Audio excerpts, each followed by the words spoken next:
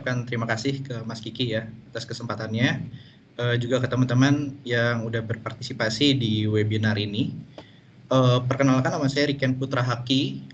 Jadi malam hari ini saya akan bawakan topik mengenai data enhancement with DEX ya. Seharusnya slot saya itu 20 menit yang lalu, tapi ya harusnya nggak lebih lama ya. Jadi saya akan coba selesaikan topik saya ini dengan waktu yang cepat agar teman-teman nggak keburu ngantuk nih. Nah, Power BI ini Power BI ini akan lebih baik ketika Anda menulis DEX ya. Jadi saya selalu bilang ke partisipan training saya bahwa ketika Anda menggunakan Power BI tapi nggak menggunakan DEX itu sama saja ketika Anda menggunakan supercars tapi mesinnya itu low cost green car ya. Jadi ya cantik sih, tapi ya nggak bisa ngebut gitu, nggak canggih. Gitu. Jadi hari ini kita akan explore DEX nih. Nah, sebelum saya jelaskan mengenai DEX, tak kenal maka tak sayang ya. Di sini saya akan sedikit perkenalkan diri dulu. Nama saya Riken Putra Haki ya. Saya merupakan Microsoft MVP Data Platform. Kemudian saya juga merupakan Indonesia Power BI User Group leader ya. Jadi it's nice to know that there are a lot of Power BI community di Indonesia. But Power BI User Group itu merupakan bagian dari Global Power BI User Group ya. Jadi di globally itu ada Power Platform User Group, di mana di dalamnya itu ada user group dari Power Platform, salah satunya Power BI. Jadi di setiap negara ada Power BI User Group, dan di Indonesia kebetulan saya initiate di tahun 2019 gitu. Jadi ada juga di Indonesia gitu. Udah lebih lama ya? Iya, saya mulai di Mei 2019. Oke. Basisnya di LinkedIn. Nanti saya akan share juga kalau misalnya teman-teman ada yang mau join. Mengenai saya sedikit ya, saya dari 2017 sampai sekarang kerjaan saya di business intelligence ya. Kemudian kalau tadi Mas Kiki mention di Deloitte, baru aja saya pindah dari Deloitte ya. Jadi Februari ini saya baru pindah ke salah satu perusahaan BUMN, Angkasa Pura Sports, sebagai Strategy and Business Intelligence Manager. Kemudian untuk kualifikasi saya Microsoft Certified Trainer, Microsoft Certified Data Analyst, kemudian ya kompetitor Microsoft Power BI, Tableau juga saya certified juga. Jadi kurang lebih seperti itu ya mengenai saya.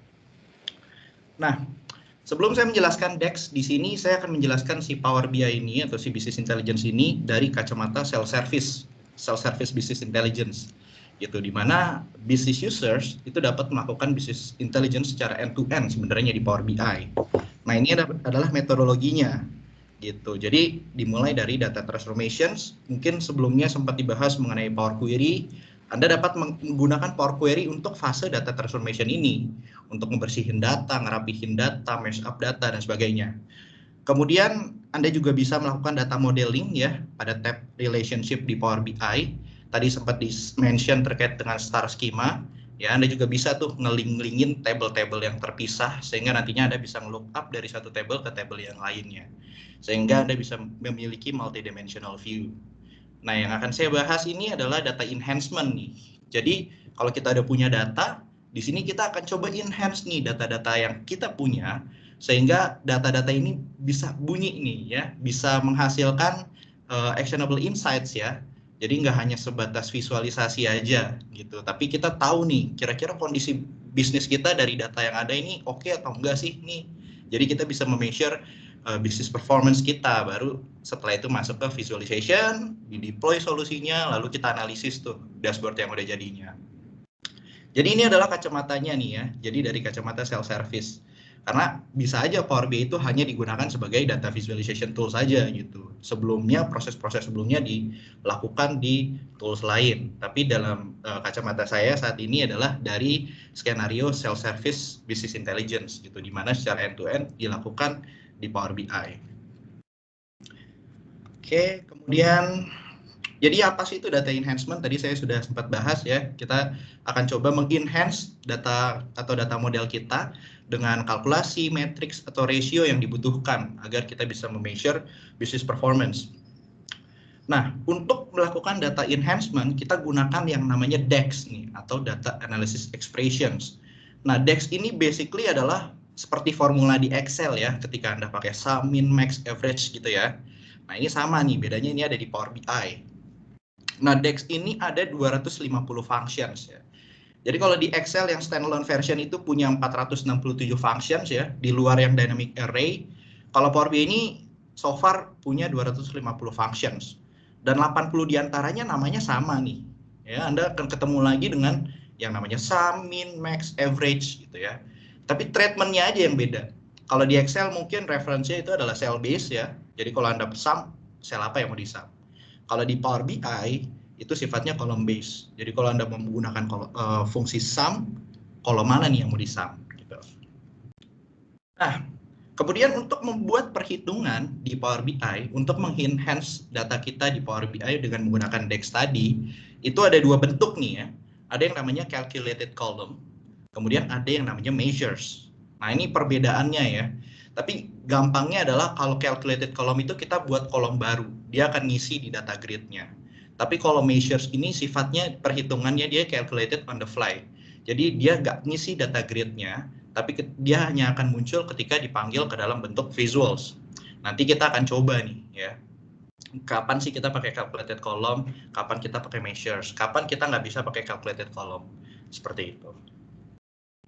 Nah, kemudian ini adalah formula DAX ya, baik itu calculated column maupun measures, itu secara struktur kurang lebih seperti ini. Pertama itu pasti ada sama dengan nih, di B-nya ini kan sama dengan ya. Nah, sebelum sama dengan, itu adalah namanya nih, either itu nama kolom atau nama measures, kalau buatnya pakai measures. Kemudian kita bisa juga pakai fungsi, nih di C-nya ya, kita bisa pakai fungsi, kemudian di dalamnya itu untuk memanggil sebuah kolom, kita perlu panggil nama tabelnya dulu, gitu. Jadi di sini kalau kita mau manggil ada kolom namanya sales amount, kita pertama harus panggil nama tabelnya dulu, baru nama kolomnya. Kurang lebih seperti itu ya. Dan langsung aja di sini saya akan coba mendemokan gimana sih caranya kita bisa menulis DAX ini dan gimana caranya DAX ini bisa benar-benar mengenhance analisis kita di Power BI. So, saya akan coba share screen saya.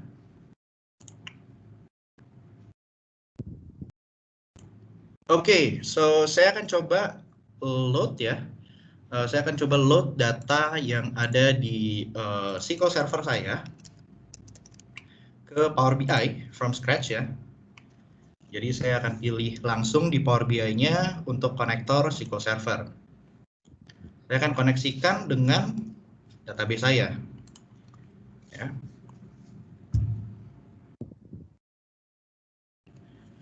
Oke. Nah, di sini saya akan coba ambil beberapa table dari beberapa table yang ada di database saya ya. Di sini ada sebuah sampel database namanya Contoso Retail ya. Saya akan coba ambil data saya terkait dengan sales ya.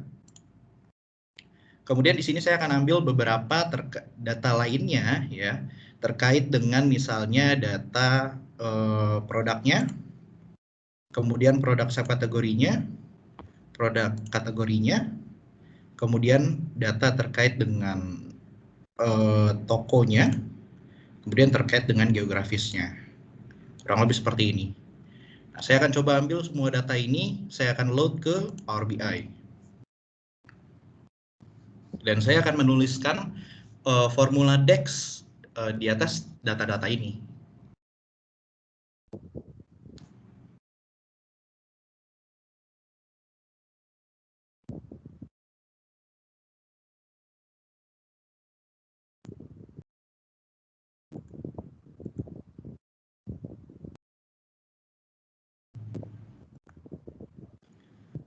Oke, sudah berhasil di load ya datanya.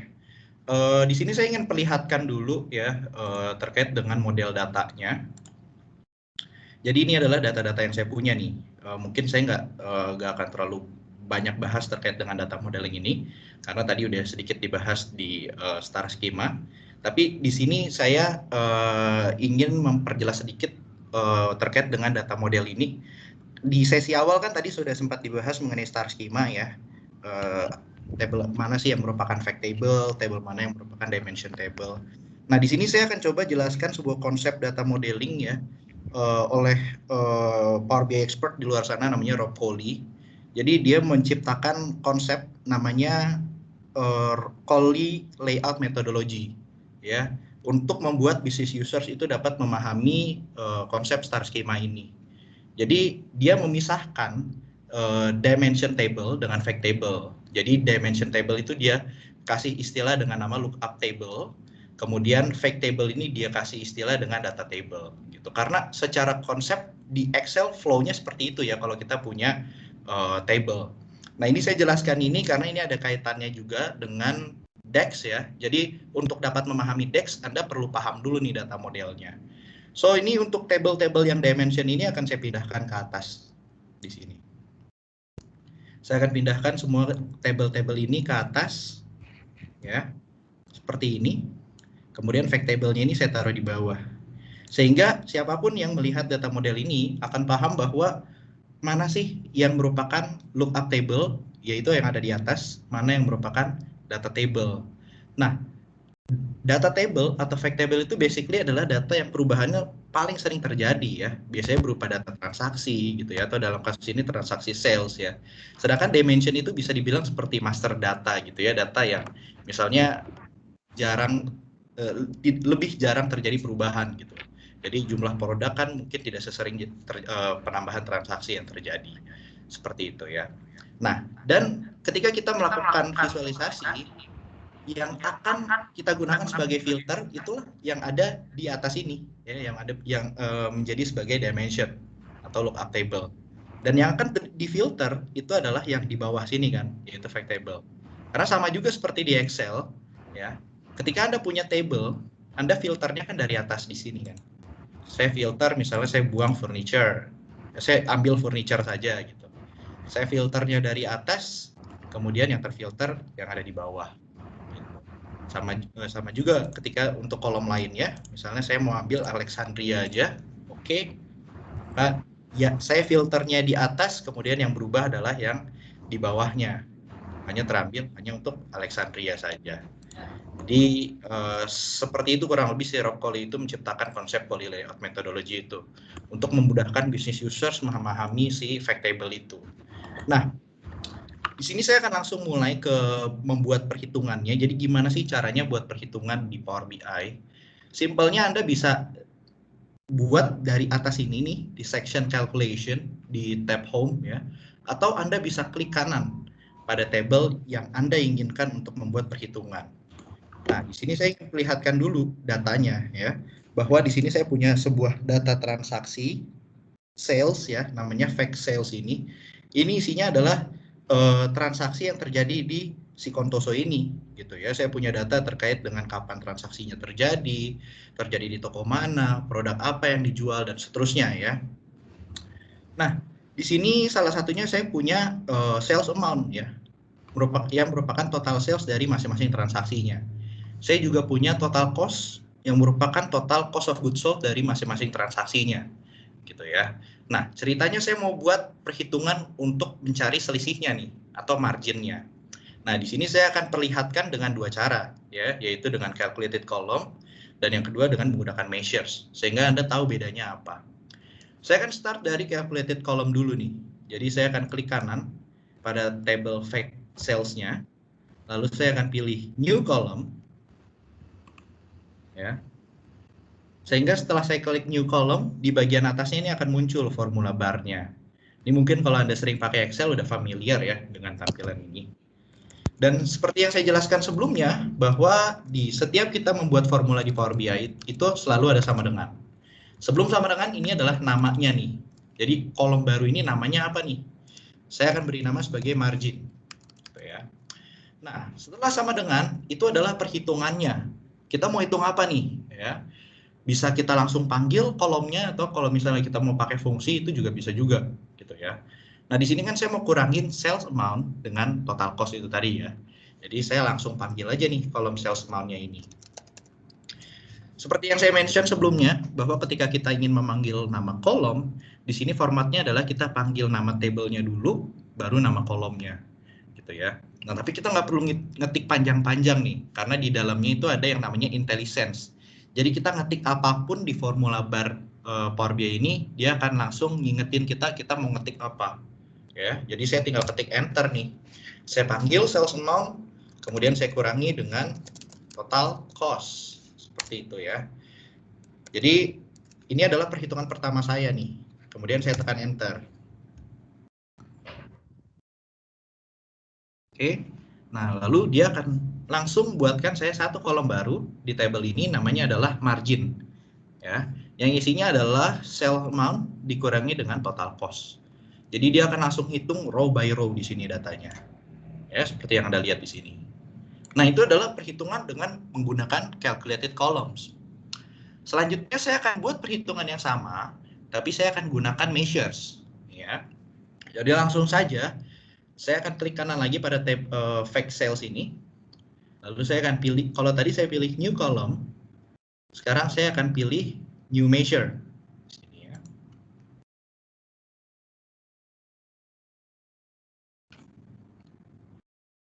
Oke. Di sini saya sudah klik new measures.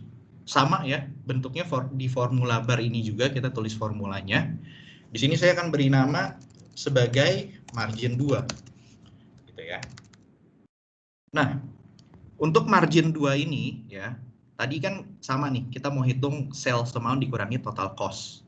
Nah, sekarang saya coba nih, saya panggil sales amount. Nah, udah nggak bisa nih ya. Karena seperti penjelasan saya sebelumnya, measures ini sifatnya on the fly gitu ya. Dia tidak dihitung row by row.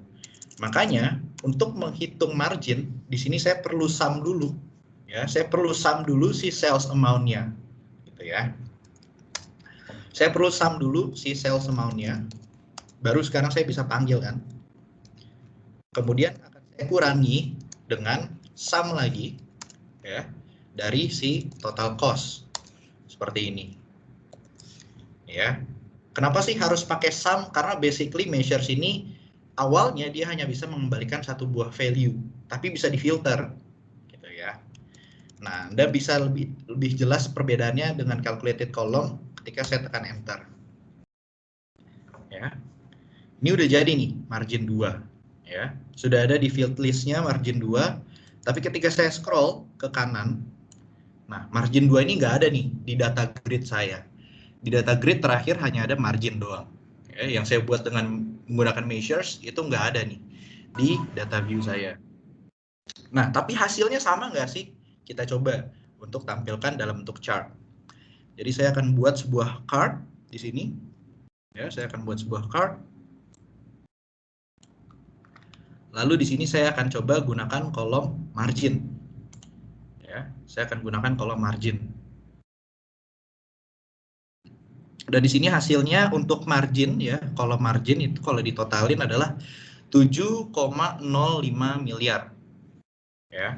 Kemudian kita coba juga untuk membuat card yang sama tapi pakai margin 2. Ya, jadi saya akan buat sebuah card lagi tapi di sini saya pakai margin 2. Dan hasilnya sama ya. Di sini benar-benar sama hasilnya antara yang calculated column maupun measures.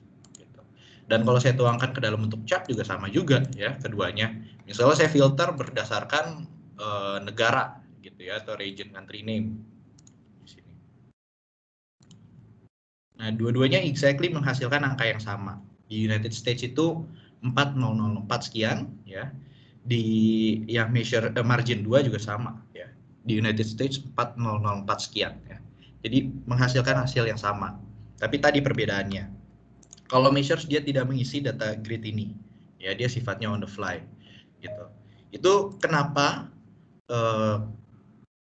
kalau Anda membuat perhitungan, ya, kalau bisa pakai measures sebaiknya pakai measures ya, karena ketika Anda menggunakan calculated column, maka dia akan dihitung secara row by row, ya, dan itu akan memperbesar ukuran Power BI files Anda, ya, ketimbang Anda pakai measures, karena measures itu tidak terlalu signifikan menambah ukuran Power BI Anda. Gitu ya, karena dia hanya akan muncul ketika dia dipanggil ke dalam bentuk visuals seperti itu. Nah, tapi ada kondisi-kondisinya juga di mana Anda tetap harus pakai calculated column gitu, atau sebaliknya gitu, Anda nggak pakai calculated column, nggak bisa pakai calculated column. Pertama, Anda nggak bisa pakai calculated column ketika pada saat nge-load datanya Anda menggunakan skema direct query ya. Jadi kalau Anda load data ini dengan menggunakan skema direct query ya, di mana datanya itu tidak diambil ke Power BI-nya melainkan hanya di query saja, itu Anda tidak bisa menggunakan calculated column. Anda hanya bisa menggunakan measures. Seperti itu. Nah, yang kedua itu adalah ketika Anda ingin membuat perhitungan yang harus row by row ya. Jadi misalnya di sini saya akan coba pergi ke table store. Gitu ya. Saya akan pergi ke table store. Di sini saya mau menghitung ya, sudah berapa lama sih si masing-masing toko ini menjalankan operasinya gitu ya. Dari open date ini sampai saat ini udah berapa lama gitu ya. Nah, dalam kondisi seperti itu ya, itu saya harus pakai calculated column gitu. Jadi di sini saya tinggal klik kanan pada dim store ini ya, pada table store ini ya. Kemudian saya pilih new column. Kemudian baru di sini saya bisa buat sebuah perhitungan namanya ini ya, length of service dari masing-masing toko ya, atau masa pelayanan servisnya dengan menggunakan fungsi yang namanya dative. Ya. Nah, saya bisa menghitung tuh tadi dari tanggal open date ya seperti ini. Kemudian saya ketik koma untuk masuk ke argumen kedua dan gunakan fungsi now ya untuk menghitung dari tanggal open date tadi sampai saat ini. Kemudian saya ketik koma lagi. Saya mau hitung dalam satuan tahun gitu, atau year. Ya, lalu saya tutup fungsi dative-nya. Lalu saya tekan enter. Nah, dalam skenario ini saya harus pakai calculated column gitu. Jadi saya nggak bisa pakai measures. Seperti itu ya. Dan dia pada saat saya membuat calculated column ini dia akan langsung hitung tuh umur dari masing-masing toko ini udah berapa tahun sih beroperasi sampai saat ini. Gitu ya. Dan yang kedua ya, di sini kapan sih Anda harus pakai calculated column? Itu adalah ketika kolom-kolom angka tadi Anda ingin jadikan sebagai axis gitu. Karena perhitungan yang Anda buat dengan menggunakan measures itu tidak bisa Anda jadikan axis gitu. Jadi di sini misalnya kalau saya buat sebuah kolom chart ya. Tadi nih misalnya saya pakai measures ya, margin 2. Saya drag and drop ke axis. Ini nggak bisa nih ya. Tapi tadi yang saya buat dengan menggunakan ini ya, yang saya buat dengan menggunakan calculated column, which is si length of service ini. Saya drag and drop ke axis ini bisa ya. Seperti itu. Jadi kalau perhitungannya Anda mau gunakan sebagai axis, Anda harus gunakan calculated column gitu. Karena measures tidak dapat digunakan sebagai axis. Seperti itu. Ya, ini bisa seperti itu. Oke. Nah, jadi pertama di sini harapannya Anda sudah mengetahui nih bedanya calculated column dan measures seperti itu ya. Nah, kemudian yang kedua ini saya akan masuk di mana data modeling ini sangat terkait ya dengan DAX ini dalam membuat formula ini ya.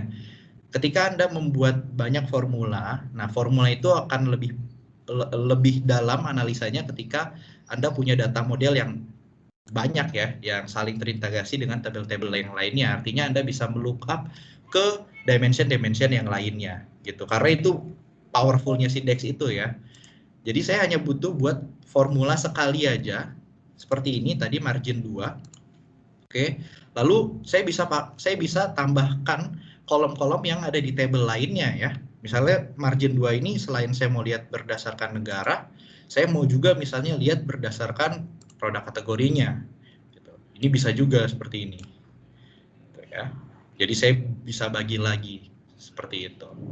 Nah, selain itu, Anda juga bisa membuat perhitungan di mana kolom-kolomnya ini ada di tabel yang berbeda.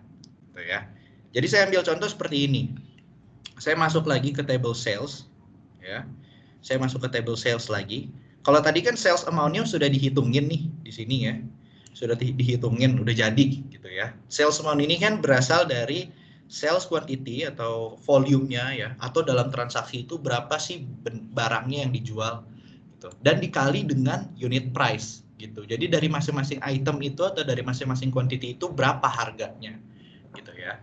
Nah, let's say misalnya sales amount-nya belum dihitung dan sales quantity dengan unit price-nya ini beda nih tabelnya. Sales quantity-nya tetap deh, misalnya di table sales ini. Tapi unit price-nya ini itu ada di table product gitu. Nah, ketika data modelnya sudah terhubung antara table sales dengan table product, kita tetap bisa membuat perhitungan menggunakan dua kolom tersebut walaupun table tersebut terpisah ya. Beda nih tabelnya gitu. Yang penting sudah saling terhubung. Nah, di sini saya akan coba contohkan ya. Jadi di sini saya akan buat sales amount saya sendiri gitu ya. Jadi saya klik kanan, pilih new measure gitu ya. Ini saya akan buat namanya gross sales gitu ya. Gross sales sama dengan, nah di sini karena tadi saya mau menghitung unit sales quantity dikalikan dengan unit price gitu ya. Nah di sini saya nggak akan pakai fungsi sum nih. Saya akan pakai sebuah fungsi yang equivalent to sum product di Excel gitu. Namanya adalah SUMX. Nah SUMX ini sifatnya iterator ya. Jadi dia nggak di sum satu kolom dulu, tapi satu row dia akan coba evaluate dengan kolom lainnya yang dihitung gitu ya. Nah di sini SUMX pertama membutuhkan reference berupa table ya. Saya mau hitung di mana sih sisi gross sales-nya ini. Saya akan hitung di table fact sales. Oke.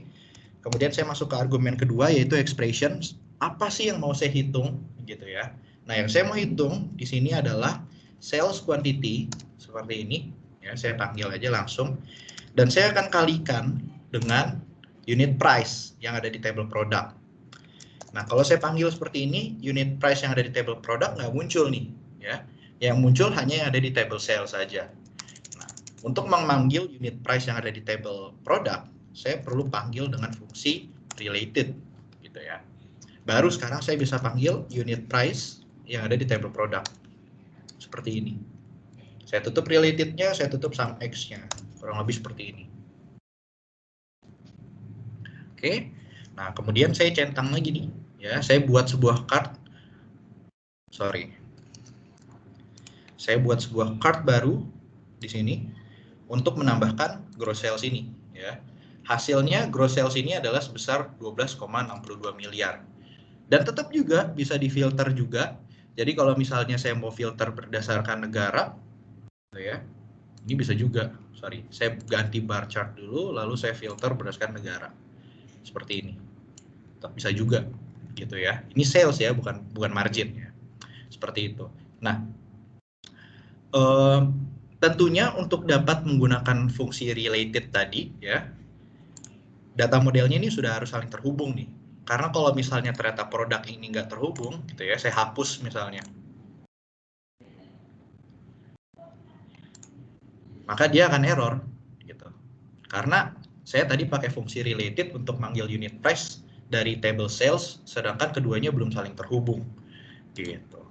Makanya di sini saya coba hubungkan lagi product key dengan yang tadi.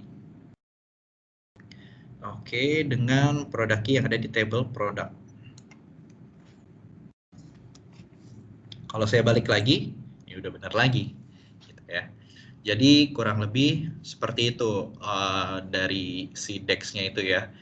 Fungsi sum itu tadi sifatnya kan agregator ya, satu kolom di sum, kemudian dia bisa difilter. Kalau SUMX bedanya dia itu sifatnya iterator ya.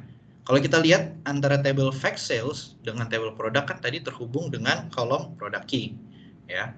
Jadi di sini cara kerjanya adalah dengan menggunakan fungsi SUMX tadi, gross sales-nya itu seakan-akan dihitung di sini nih. Ya, tapi dihitung satu-satu. Jadi misalnya seperti ini yang ada di paling atas nih, ya. Di sini produk key-nya 1930 ya. Tadi sales quantity-nya kita ambil dari sini. Nah, dia akan mengevaluate dulu produk key 1930 ini di table product itu berapa sih unit price-nya. Jadi dia hitung satu-satu ya. Secara logical dia dihitung satu-satu seperti itu. Oke, jadi kurang lebih seperti itu untuk SUMX itu ya. Ini akan saya beri nama sebagai basic DEX.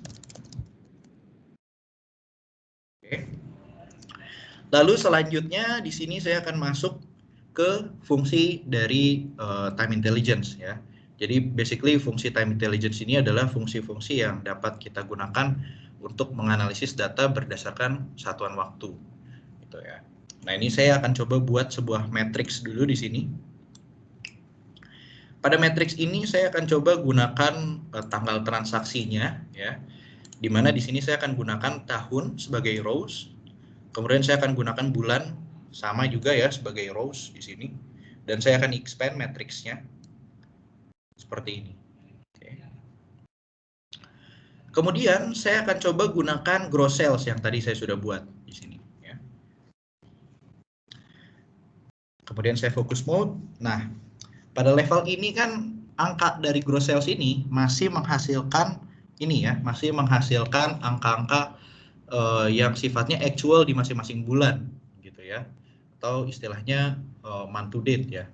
Jadi Januari berapa salesnya, Februari berapa, dan seterusnya gitu ya. Nah, di sini hal yang pertama yang ingin saya lakukan adalah menambahkan perhitungan YTD. Gitu. Jadi untuk masing-masing tahun akumulasinya berapa sih? Gitu. Jadi misalnya Maret 2007 per Maret 2007 itu akumulasinya sudah berapa gitu. Artinya perhitungannya harusnya Januari tambah Februari tambah Maret. Gitu ya. Nah, untuk membuat perhitungan tersebut, di sini kita bisa gunakan yang namanya adalah, saya pakai measures lagi ya. Di sini saya akan hitung namanya gross sales YTD. Di mana gross sales YTD ini saya akan buat dengan menggunakan fungsi yang namanya total YTD. Gitu ya. Basically yang to date ini ada beberapa ya. Ada QTD, ada MTD juga, tapi yang saat ini saya gunakan adalah YTD. Tapi secara reference kurang lebih sama ya, mirip ya maksudnya yang dibutuhkan. Nah, apa sih yang ingin saya YTD-kan? Yaitu adalah gross sales. Gitu ya. Kemudian karena ini sifatnya ingin menghitung YTD, dia akan nanya juga nih di argumen kedua. Jadi yang akan menjadi reference untuk tanggalnya itu kolom apa nih, gitu ya. Maka kita bisa jadikan kolom date key di sini. Ini ya. Kemudian saya coba tutup. Kemudian saya akan coba panggil si gross sales YTD ini. Gitu ya.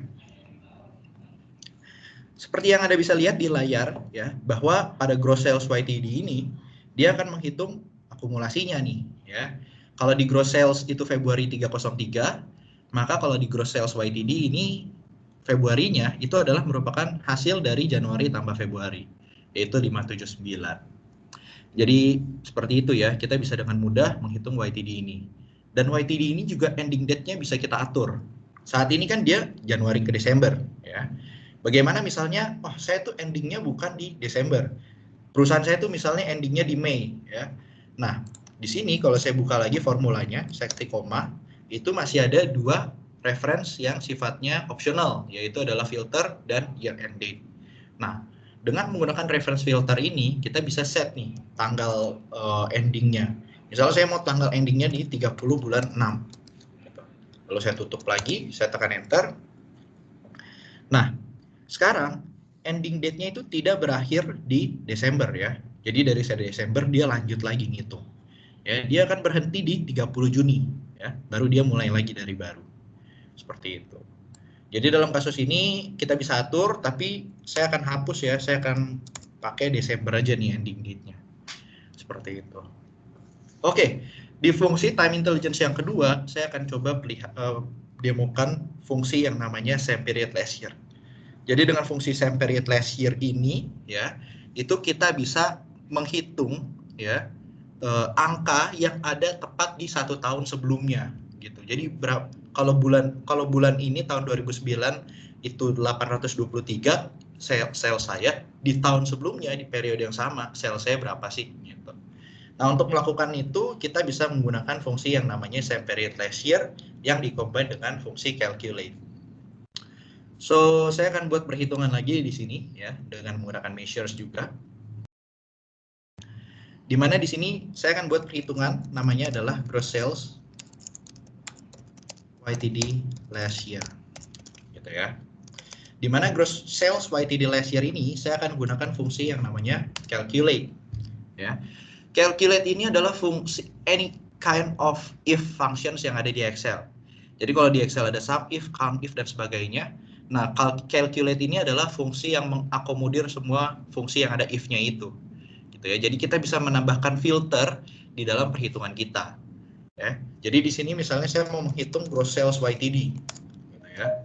Kemudian saya tapi mau tambahkan filter dengan si same period last year tadi. Gitu ya. Di sini saya panggil same period last year, fungsinya seperti ini. Kemudian same period last year ini membutuhkan reference berupa kolom tanggal, gitu. Jadi tanggal mana yang mau dijadikan sebagai acuan, gitu ya. Nah di sini saya akan panggil si date key lagi seperti ini, ya. Lalu saya tutup seperti ini. Oke. Lalu saya masukkan nih ke sini, gitu ya. Saya masukkan ke matriks saya. Jadinya seperti ini, ya. Dia akan mengambil di setiap current year-nya, dia akan mengambil sales YTD di tahun sebelumnya. Saya ambil contoh di sini Januari 2008 ya. YTD-nya saat ini 285 ya. Dibilang last year-nya itu adalah 276. Kita lihat nih, benar nggak sih? Tally ya, sama ya. Dan begitu pun seterusnya ya. Jadi di sini dia akan ngitung terus nih ya, secara dynamic. Jadi seperti itu. Nah, kalau kita udah punya current dan last year-nya, kita bisa cari selisihnya nih untuk tahu growth-nya, ada growth berapa atau ada penurunan berapa. Gitu ya. Jadi di sini saya akan coba buat perhitungan lagi dengan menggunakan measures untuk menghitung diff ya, atau difference atau selisih antara current from last year. Gitu ya. Dimana di sini formulanya ya simple ya. Jadi si YTD-nya ini akan saya kurangi dengan YTD last year seperti ini.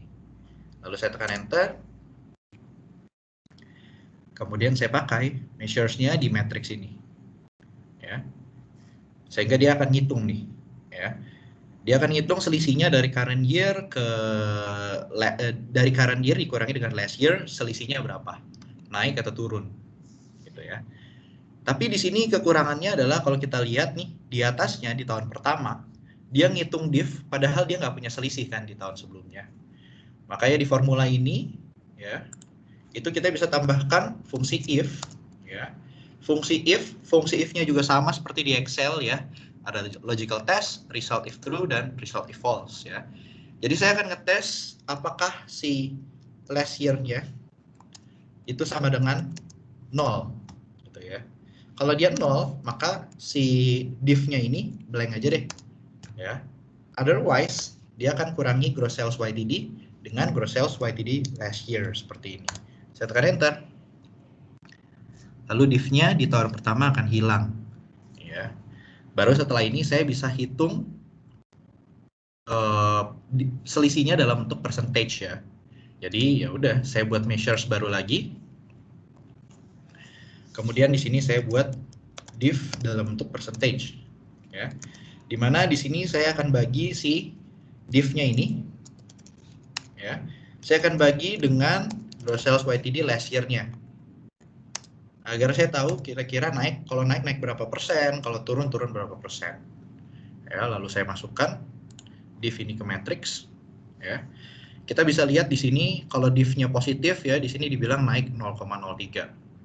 Kita convert dulu deh dia menjadi percentage. Sehingga kelihatan nih dia naik berapa persen atau turun berapa persen. Kelihatan ya di sini. Oke. Nah, di sini saya akan combine si diff ini ya dengan conditional formatting. Jadi saya akan tambahkan data bars untuk diff percentage ini untuk mengemphasize penurunan dengan warna merah, kenaikan dengan warna biru ya.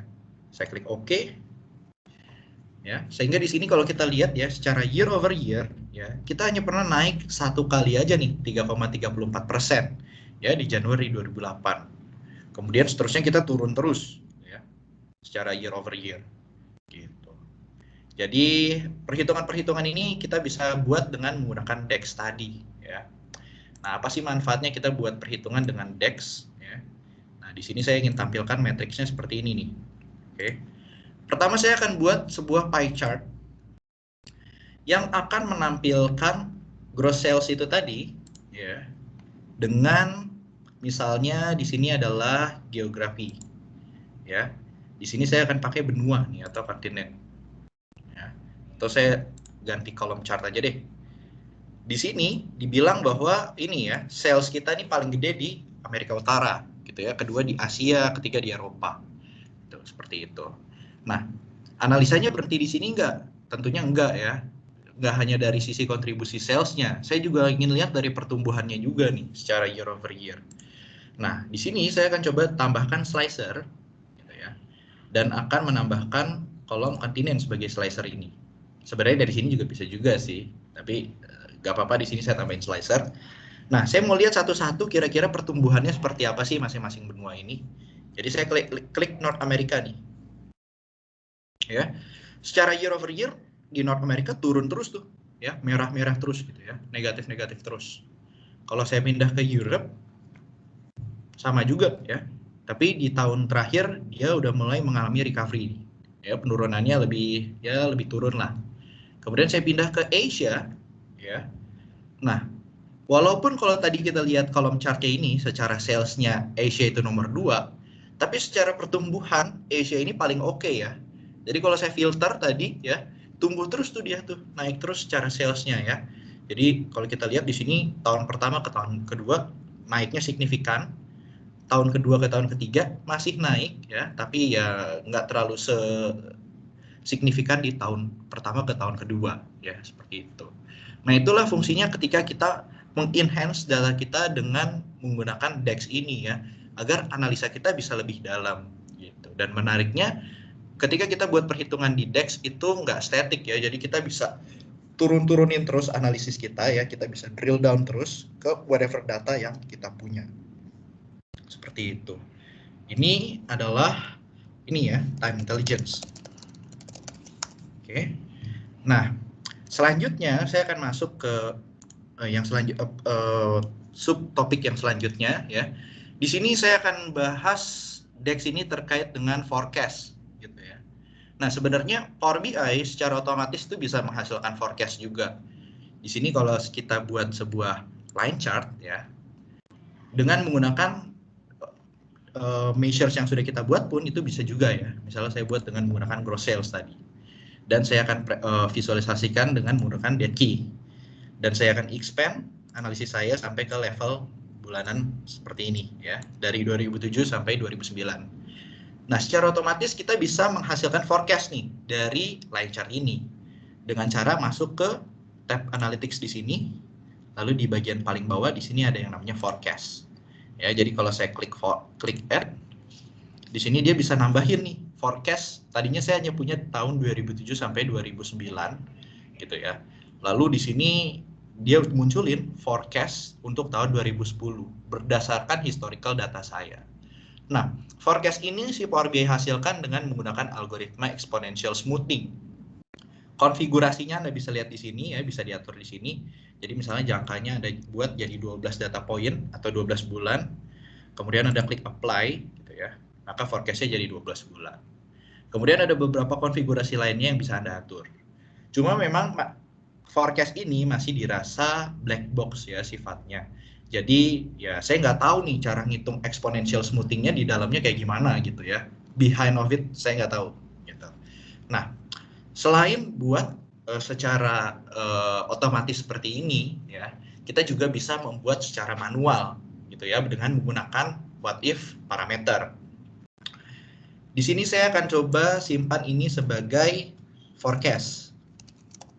Ya, saya akan simpan halaman ini sebagai forecast, saya perbesar. Lalu saya akan masuk di sini untuk membuat forecast untuk budgeting. Ya, jadi di dalam konsep budgeting itu ada banyak ya konsepnya. Nah, yang paling sederhananya itu adalah incremental budgeting. Jadi kita menambahkan beberapa growth rate ya terhadap variabel kita gitu, atau variabel salesnya dalam konteks ini. Jadi di sini saya akan beri nama sebagai 1 year forecast ya. Dimana pada 1 year forecast ini saya akan gunakan matrix lagi seperti ini. Oke. Lalu di sini saya akan gunakan kolom bulan yang ada di date key ini sebagai columns. Kemudian saya akan coba tambahkan region country name di sini sebagai rows. Ya, sebagai rows di sini. Jadi seperti ini. Lalu di sini saya akan coba tambahkan gross sales sebagai values-nya. Ya, seperti ini nih. Lalu di bagian atasnya saya akan coba tambahkan sebuah slicer seperti ini. Oke. Untuk memfilter kolom tahunnya, ya. Saya akan ubah dia menjadi list dan saya hanya akan ambil tahun terakhir. Ya. Jadi pada matrix ini ya, basically dia menampilkan penjualan untuk masing-masing negara dan masing-masing bulannya dengan mengambil historical data di tahun 2009. Gitu ya. Nah, di sini saya mau berangkat dari data sales di tahun 2009 ini untuk memforecast sales saya di tahun 2010 bulanan ya, untuk budget saya di tahun 2010 misalnya. Nah, untuk melakukan hal tersebut ya, di sini saya akan masuk ke tab modeling ya. Nah, di sini ada yang namanya new parameter. Jadi new parameter ini kita bisa membuat parameter baru ya, yang nantinya parameter ini kita bisa inject ke measures yang kita punya atau yang mau kita buat. Di sini saya akan buat parameter dengan nama growth rate ya, atau business growth gitu ya. Kira-kira seberapa optimis sih saya di tahun depan gitu ya. Karena sifatnya growth, maka saya akan ubah menjadi decimal number. So basically saya bisa turunin gitu ya kalau saya pesimis sampai 100%, jadi -1. Atau kalau saya terlalu optimis saya bisa naikin juga sampai 100% gitu ya. Jadi maksimumnya 1. Kemudian penambahannya itu saya akan set menjadi 0,01 gitu ya. Jadi dia bisa ditambahin atau dikurangin setiap 1% atau 0,01. Dan kalau dia nggak diapa-apain, saya akan set dia menjadi 0 gitu ya. Artinya yang nggak ada growth gitu ya, sama aja. Kemudian saya akan klik OK. Ya, setelah saya klik OK, saya akan ditambahkan satu slicer baru di sini. Namanya business growth. Dan selain ditambahkan slicer ini, pada bagian field list juga saya akan diberikan satu table baru, namanya adalah business growth. Ya. Di dalamnya kalau dibuka di sini ada business growth ya, dengan icon seperti calculated column nih, ada tanda tanyanya ya, yang merupakan konfigurasi dari parameter saya tadi ya. Minimumnya -1, maksimumnya 1, incrementnya 0,01 gitu ya. Sehingga kalau saya mau mengubah 0,05 ini menjadi percentage, maka yang akan saya customize adalah di sini. Saya dijadikan dia sebagai percentage gitu ya. Kemudian decimal place-nya saya ubah menjadi 0 gitu. Maka berubah box di slicer-nya ya. Jadi percentage dan decimal place-nya nggak ada. Nah, angka-angka ini yang saya mainin ini ya, itu dia akan dilempar ke sini ya, ke business growth value ini. Sehingga saya bisa menginject ya measures yang saya punya dengan parameter ini ya, dengan keluaran dari parameter ini. Jadi kalau saya mau melakukan forecast ya udah, saya mau melakukan forecast berdasarkan growth rate yang ada di sini. Jadi saya buat measures baru lagi. Ya. Namanya adalah sales forecast gitu ya. Di mana sales forecast ini ya, itu adalah si gross sales itu sendiri ya, yang akan dikalikan dengan 1 ya plus business growth value seperti ini ya. Jadi tadi logiknya kalau business growth-nya value ya udah gross sales dikali 1 tambah 0 ya hasilnya dia sendiri. Tapi kalau tadi minus ya maka 1 kali 0,75 gitu. 0,75 gitu misalnya seperti itu ya. Saya tekan enter. Oke, ini sales forecast. Ya, ini saya set dulu deh slicernya menjadi 0 nih. Oke, jadi seperti ini. Dan sales forecast ini akan saya tambahkan ke matrix saya nih. Ya. Jadi saya akan centang ke matrix saya. Sehingga sekarang matrix saya ada 2 value. Ya, ada gross sales historicalnya dan ada sales forecast untuk masing-masing bulan dan masing-masing negara. Gitu ya. Nah, kalau misalnya business growth-nya ini saya mainin, jadi saya naikin deh, kira-kira saya optimis kayaknya tahun depan naik 13%. Gitu ya. Maka Anda bisa lihat ya, sales forecast-nya ini akan berubah ya, jadi lebih tinggi dari historical gross sales-nya untuk masing-masing bulan Ya, semuanya secara dynamically langsung berubah. Saya nggak berubah satu-satu, gitu ya. Nah, itu the beauty of DEX and data modelingnya, gitu ya. Nah, di sini Anda udah tahu ya bahwa gross sales dan sales forecast-nya ini terkait dan berubah tuh ya. Jadi di matrix ini saya coba hapus deh gross sales-nya. Ya. Kemudian ini kan saya baru masuk ke level negara ya. Jadi let's say forecast ini akan saya jadikan sebagai plan, budget plan di tahun depan. Berarti di sini di 2010 misalnya ya. Si Armenia ini di Januari harus jualan 1.432.000 gitu ya. Februari harus jual berapa dan seterusnya dan seterusnya. Nah, berangkat dari historical datanya ya, the beauty of data modelnya ini kita bisa turunin lagi analisisnya. Jadi misalnya di Armenia harus jualan apa aja nih di Januari agar angkanya segitu. Dengan growth 13%. Saya bisa turunin lagi misalnya ke level produk nih ya. Saya masukin lagi analisis untuk brandnya ya. Nah, seperti pivot table ya, saya turunin nih. Armenia, oke. Jadi dengan forecast dengan growth sebesar 13% ya. Di sini forecast di Armenia bulan Januari 2010 itu dia angkanya 1.432.861. Harus jualan apa aja, detailnya bisa kita lihat di bawahnya. Dia harus jualan brand-brand ini di Januari, di Februari, dan sebesar yang ada angkanya ada di sini. Dan bisa diturunin terus ya, dynamic ya. Perhitungan yang kita buat di DEX ini dynamic ya.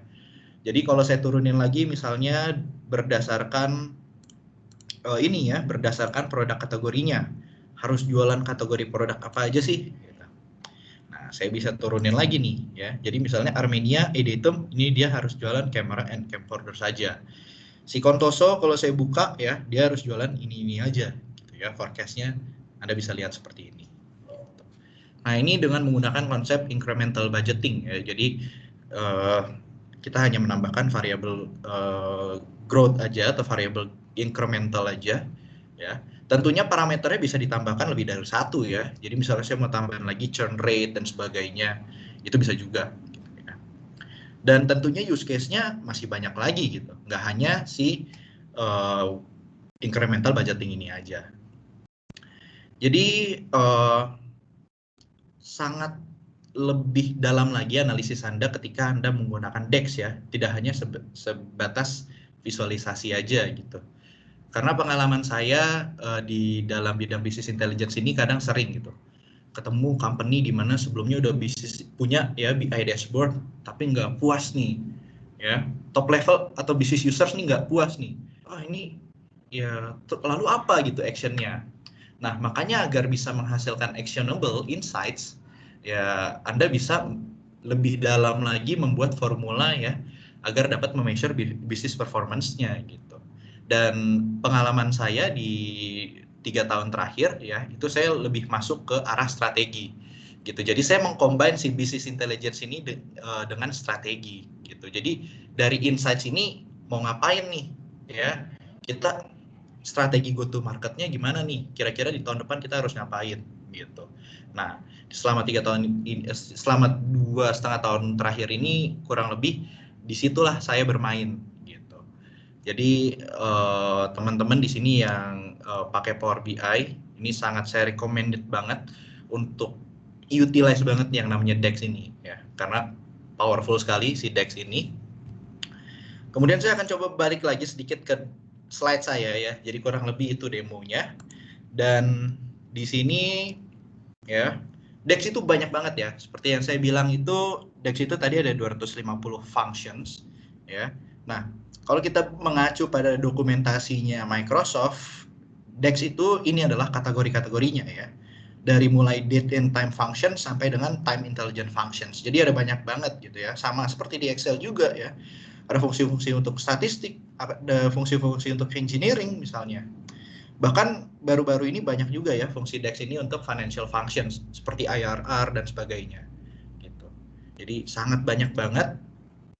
Ya teman-teman coba explore deh ini untuk memperdalam analisis teman-teman di dashboard Power BI-nya. Gitu. Sehingga dashboardnya itu bukan hanya cantik secara visualnya aja, tapi juga dalam secara analisisnya. So ini yang tadi di awal saya janjikan ya. Jadi di Power BI User Group. Saya merupakan leader dari Indonesia Power BI User Group ya. Saya juga juga tahu teman-teman di sini ada juga banyak banget ya komunitasnya. Saya happy sekali berarti Power BI ini udah makin banyak nih penggunanya gitu. Karena kalau balik ke 3 tahun atau 4 tahun yang lalu, orang-orang masih bicaranya tablu dan tablu gitu ya. Dan kalau nanya Power BI itu apa sih? Gitu. Wah, susah banget ya, banyak yang nggak tahu. Nah, ini adalah komunitas Indonesia Power BI User Group yang saya ada di dalamnya. Basisnya di LinkedIn ya, kemudian di website Power BI User Group-nya juga ada. Kalau teman-teman mau join, bisa dari sini ya, ntar di share juga dan sebagainya. Kemudian ya cukup sekian mungkin penjelasan dari saya. Selanjutnya saya akan masuk ke sesi pertanyaan jika ada ya. Oke, banyak Mas. Banyak pertanyaan. Oke. Oke, pertanyaan pertama dari Wong Arif. Apakah calculate column itu yang dinamakan raw content dan measure adalah filter content? Mau langsung jawab apa mau tiga-tiga? Boleh. Tadi dari Wong A ya tanya nama Arif, apakah calculate column itu dinamakan sebagai bukan raw content nih ya, tapi raw context. Dan measure adalah filter content, bukan filter content juga nih ya, filter context. Jadi beda nih ya, beda. Ini beda istilah ya. Raw context itu lebih kepada filtering nantinya. Filter context juga sama. Ini akan terkait dengan fungsi-fungsi filtering di Power BI gitu. Terkait dengan filtering ya. Dan itu bukan berarti calculated column itu raw context dan measures itu filter context, itu bukan seperti itu ya. Jadi mungkin saya jelaskan sedikit, di salah satu fungsi di Power BI itu ada yang misalnya kita mau measures ini, perhitungan ini itu tidak terdampak filtering kita gitu ya, misalnya di slicer atau di filter pane-nya. Nah, disitulah tuh filter konteks itu ya, seperti itu. Dan raw konteks itu kaitannya dengan yang tadi tuh, yang aggregator itu, ketika saya pakai fungsi SUMX itu. Jadi beda ya, calculated column dan measures itu bukan berarti calculated column raw context dan measures itu filter context, seperti itu. Oke, udah cukup jelas kali ya. Oke, pertanyaan berikutnya dari Mas Restu. Kapan seharusnya kita pakai custom column di Power Query dan kapan kita pakai calculate column di DAX? Oke. Nah, sebetulnya secara pemrosesan ya, itu best practice-nya tuh gak ada yang harus bilang pakai di Power Query atau di ini ya, atau di DAX ya, calculated column-nya. Tapi lebih seperti ini. Kalau misalnya Anda mau membalancekan gitu ya. Jadi kalau secara performa tentunya kalau Anda buat perhitungan di Power Query ya, itu pas di Power BI-nya pemrosesannya harusnya lebih cepat gitu, karena dia nggak ngitung-ngitung lagi gitu. Dia udah jadi output gitu ke data model gitu. Jadi lebih kepada seperti itu gitu. Sedangkan kan kalau kita buat calculated column, dia ada pemrosesan untuk menghitung lagi. Seperti itu. Nah, perbedaannya tentunya lebih kepada ini sih, lebih kepada analisisnya. Jadi kalau di calculated column kan dengan menggunakan DAX-nya itu fungsinya lebih banyak kan. Jadi kalau misalnya Anda fungsi-fungsi yang ada ya, Power Query itu juga punya fungsi ya. Dia punya bahasa yang namanya M-language gitu ya. Jadi kalau di Power Query-nya nggak cukup, Anda bisa pakai yang di DAX itu. Tapi bedanya lebih kepada performanya itu ya. Ya secara performa kalau dua-duanya sama-sama bisa di-handle oleh calculated column custom column di Power Query dan calculated column di DAX, ya lebih baik pakai di Power Query gitu. Kalau skemanya import itu. Kurang lebih seperti itu.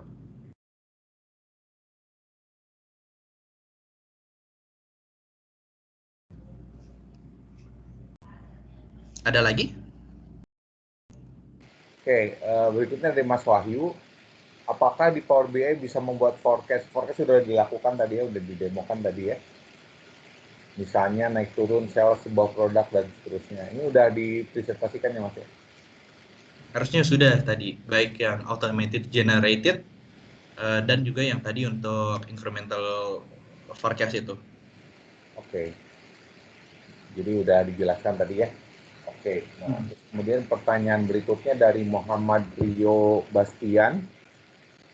Ekspor data di matriks mengapa tidak bisa sesuai dengan yang tampil di Power BI? Default agregat dan lain-lain tidak ikut terekspor. Oke, saya langsung demokan aja nih. Gampangnya gini. Nah, ini kadang teman-teman suka kejebak di sini nih dalam membuat agregasi. Makanya kadang angkanya juga menghasilkan yang salah nih, terutama misalnya untuk menghitung gross profit margin. Nah, tadi di sini ya, di table sales, oke. Tadi saya sudah punya margin di sini ya. Saya sudah punya margin yang merupakan selisih dari sales dengan total cost. Ya. Nah, let's say di sini saya mau tahu marginnya itu dalam bentuk percentage gitu berapa. Nah, di sini ya, agar saya bisa menghitung marginnya itu kan saya harus agregatin dulu marginnya, kemudian agregatin dulu salesnya gitu. Karena kalau saya langsung hitung misalnya dalam bentuk calculated column ya, jadi dijumlahin gitu marginnya. Jadi kalau misalnya di sini saya mau hitung margin percentage seperti ini, saya harus sum dulu tadi sih marginnya. Kemudian saya bagi dengan sales amount. Gitu ya. Nah, sampai pada level ini ya, saya menghasilkan margin yang benar. Bentuknya pasti persentase gitu kan. Di sini kalau saya centang margin percentage-nya ya, kalau saya jadikan card ini 0,57 atau kalau saya persentasein 56,78% gitu ya. Jadi jangan dibuatnya seperti ini nih. Kalau saya pakai kolom misalnya. Ya. Saya buat margin percentage 2 gitu.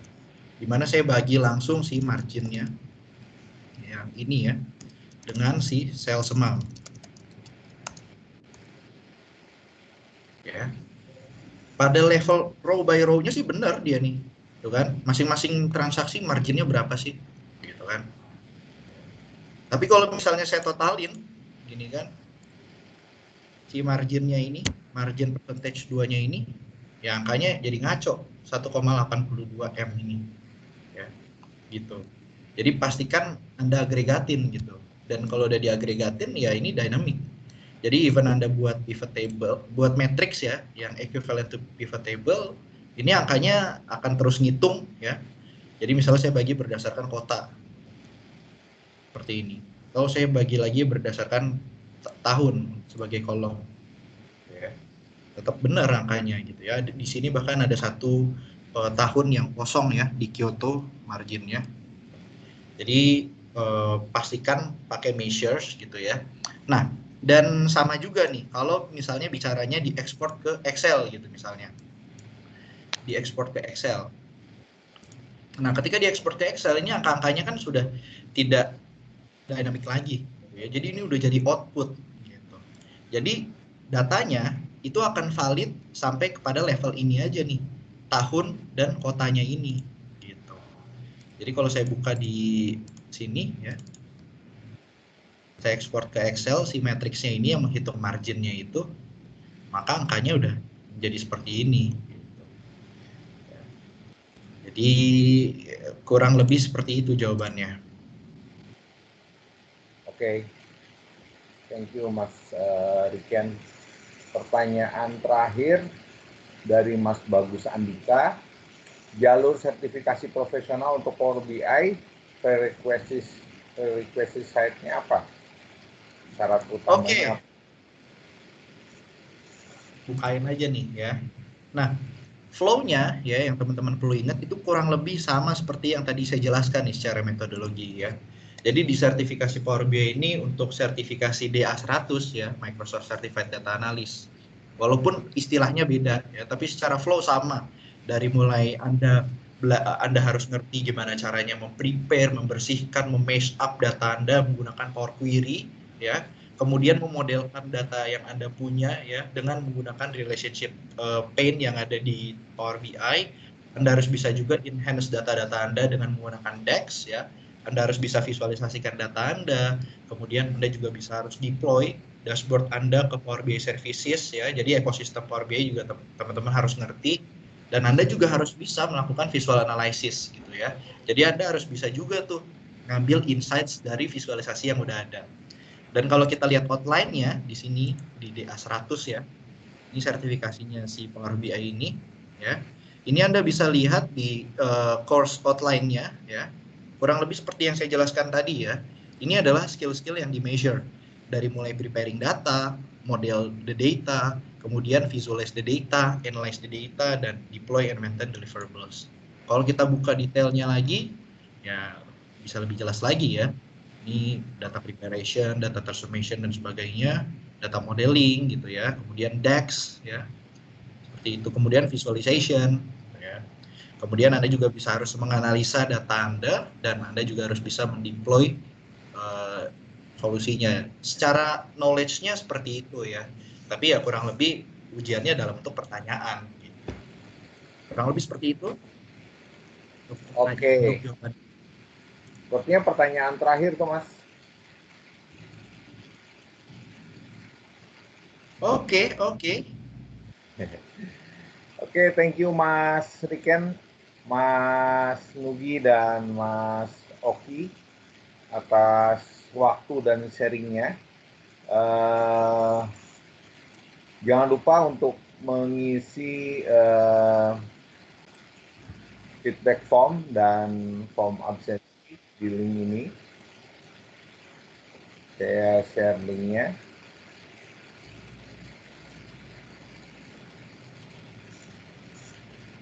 Oke, jadi untuk teman-teman yang hadir diminta atau diharapkan bisa mengisi feedback form ini, dan seperti janji kita akan berikan juga sertifikasi atas kehadirannya di sesi kita kali ini. Form isian ini akan kami buka kurang lebih sampai 30 menit ke depan, jadi tolong diisi dan bisa digunakan dengan sebaik-baiknya. Ada beberapa feedback juga, kemudian juga ada rencana juga kita akan mengadakan webinar yang sifatnya, karena ini nanti mungkin akan lebih detail dan lebih lebih spesifik lagi, dan untuk menjamin kualitas dari sharing kita. Jadi dari sisi kita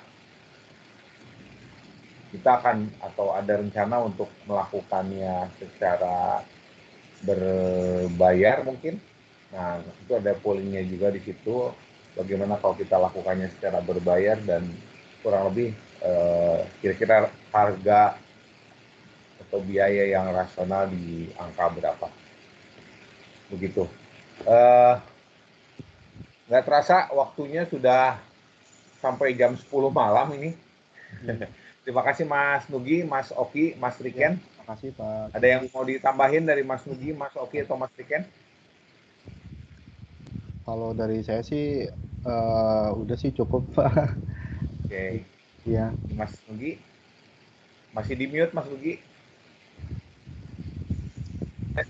Cuma berharap dari para peserta juga mau menyumbangkan sharing-sharing ilmu dan pengalamannya, karena ini kan dari kita untuk kita. Ya nanti mungkin ada yang berbayar, tapi yang rutinnya pasti yang webinar yang free ya. Ya betul. Jadi para peserta juga saya berharap mau sharing pengalaman. Jadi kita intinya di sini saling berbagi lah. Oke, dari saya aja. Oke. Ya, saya setuju dengan Mas Nugi. Jadi dari kita untuk kita, memang nanti mungkin ada sesi yang berbayar, tapi yang sifatnya monthly meeting lah ya, yang meeting rutinnya kayak sharing-sharing seperti ini, mungkin yang sifatnya lebih umum kita usahakan untuk bisa kita adakan sebulan sekali paling nggak ya Mas Dugi ya? Ya Mas Oki Iya, ya? iya, iya. Iya, Pak. Oke. Jadi terima kasih atas kehadirannya dan saya cukup kaget karena ternyata ada 160 orangan yang sudah daftar dan yang hadir drop rate-nya lumayan cuma 50% dan hadirnya sekitar 80 orang Mas Nugi. Betul sesuai dengan perkiraan. Iya. Dan ini event yang luar biasa saya kira. Terima kasih atas semua kontribusi dan bantuannya. Acara ini nggak akan terlaksana dengan baik tanpa kontribusi teman-teman semua dan kita semua. Sampai ketemu lagi di acara yang sama, insya Allah bulan depan ya. Ya. Mas Ya. Nugi, oke ya. Ya. Iya, Pak. Nah, Semuanya. kita juga open untuk sharing speaker lain, jadi nanti kalau ada yang berminat untuk mengisi, untuk berbagi tentang Power BI, saya persilahkan. Terima kasih aja dari saya, sampai sini dulu. Jangan lupa untuk mengisi daftar hadir dan feedback formnya. Dan ya, terima kasih, sampai jumpa. Selamat malam semuanya. Terima kasih. Assalamualaikum. Waalaikumsalam. Ya, Assalamualaikum.